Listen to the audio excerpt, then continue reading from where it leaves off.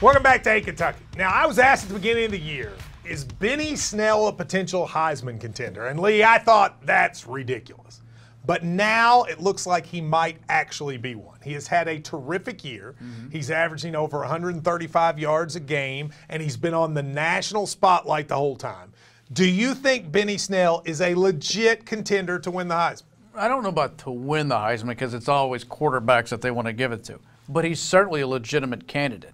I felt, for the record, that he's always been qualified to be a Heisman candidate. I just didn't know we'd have a 5-0 record to get him the platform as to where he gets the recognition. I think that's exactly. I think beating Florida and after the streak, that helped. Then he's got a great personality, and that helps. He has the spinner, etc. Yeah. You know, Paul Feinbaum actually says if he picked today, he would pick Benny as the winner. Well, depending on how you look at the vote, and a lot of folks think, who's the most valuable player to help their team? It's obviously Benny Snell. Well, that's the question: is it the most valuable player or is it the best player? Right. And I think that's the debate. If it's the most valuable, it's Benny. It's got to be Benny. Now, the thing is, you're right that most people look at quarterbacks as the contenders.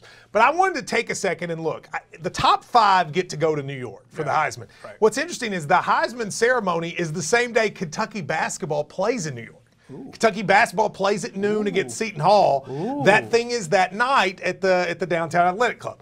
Now, most people would assume Tua, and I can't say his name, Tua Tagovailoa, the guy from Alabama, is the most likely winner. And he's had an amazing year, 1,161 yards. His quarterback rating at this moment is the highest of any college quarterback ever. Well, and he only plays like a quarter a game anyway. That's right. They don't need him. And he's at Alabama, and so you would have to think, Lee, doesn't he win the award? Front runner, probably. Yeah, I mean, unless he doesn't get hurt. But let's look at the other guys, and the question is, can he become one of these 5? Will Greer's at West Virginia.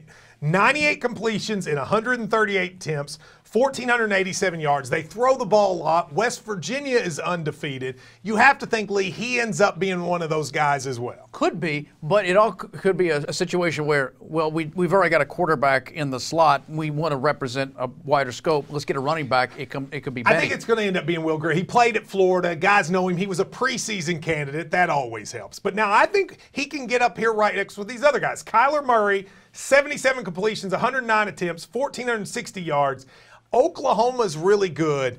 It's interesting, though. Baker Mayfield won it last year. They ain't going to give it to a different Oklahoma quarterback this year, you wouldn't think. Right. Yeah, and again, you want to always have that sort of dark horse where people want to root for this guy that never was in the equation before. That all builds good for Benny, I think. I think what'll end up happening is he is going to be fighting with other running backs, right? He's not going to win the award, but to have a chance. And this big fight is Jonathan Taylor. Now, he goes to Wisconsin. Every time I think about Wisconsin, I get angry. I think about the 2015 Final Four. Jonathan Taylor, 102 rushes, 628 yards, and 5 touchdowns. But here's my argument about Jonathan Taylor.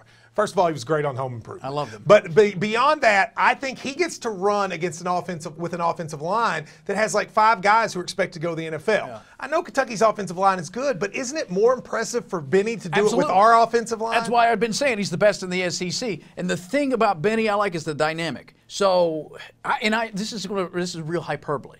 But the other night when I watched after the spin move and I watched him just chew up yards, I get that feeling when I was a kid and I'd see Jordan on SportsCenter. It's like, how did he do that? Yeah. And that's what Benny does. Every time you watch, he's like, how is that possible? What am I watching? And what's even more impressive to me is he's actually not that fast. Like I mean, he's fast, but in terms of the best running backs, he's not. And he's not that big. So what's amazing, when he goes to the NFL Combine, he's not going to grade that well. He's not as strong as a lot of guys. He's not as fast, but you just can't tackle him. That's what's amazing about him to me. On paper, he shouldn't be as good as he is, but he is. It's heart, it's determination, it's perseverance, it's Benny's character. That's what you see on display. I would vote for him second right now. What about you? Yeah, okay. Would you vote for him second? Behind Tua. Behind Tua. That's what I would do But he's right in now. the conversation. I think he can make the finalists if they keep winning.